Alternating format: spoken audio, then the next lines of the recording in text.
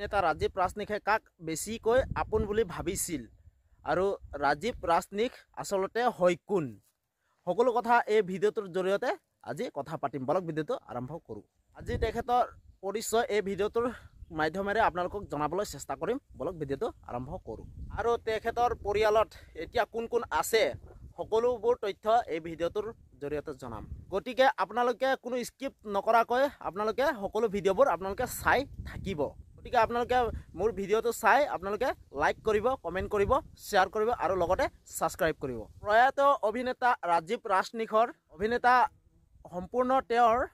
নাম হৈছে ৰাজীৱ ৰাজনিক গায়ন তেখেতৰ জন্ম হৈছিল 1984 চনৰ 1 এপ্ৰিল তাৰিখে নগাঁৱৰ কৰয়নী গাঁৱত তেখেতৰ শিক্ষাগত অৰ্হতা ক'বলৈ যাওঁ তেখেত গ্ৰেজুৱেশ্যন কমপ্লিট কৰিছে তেখেতৰ পৰিয়ালৰ কথা ক'বলৈ যাওঁ তেখেতৰ পিতৃ মাতৃ আছে আৰু তেখেতৰ মৰম লগা কণমানি এজনী আছে আৰু এয়া চাওকচোন ককা আইতাকৰ লগত ইমান ধুনীয়াকৈ মৰম লগাকৈ খেলিছে আৰু তেখেতৰ এয়া পত্নী আৰু তেখেতৰ কন্যা সন্তান আৰু তেখেতৰ কণমানিজনীক খুব ভাল পাইছিল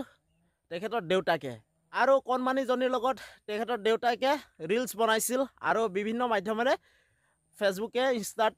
তেওঁ সামাজিক মাধ্যমত আপলোড কৰিছিল ৰাজীৱ ৰাজনিকে আপোনালোকে স্ক্ৰীনত দেখা ভিডিঅ'বোৰৰ আপোনালোকে ধৰিব পাৰিছে যে কিমান মৰম কৰিছিল মৰম লগা কণমানিজনীক আৰু এনেকুৱা যে এৰি যাব বুলি অজান দেশলৈ সৰু কণমানিজনীও ভবা নাছিল আৰু আপোনালোকে এনেকুৱা ধৰণৰ ভিডিঅ'বিলাক আপোনালোকে চাই থাকিবলৈ প্লিজ আপোনালোকে চেনেলটো ছাবস্ক্ৰাইব কৰিব আৰু কাষতে থকা বেল আইকনটো প্ৰেছ কৰি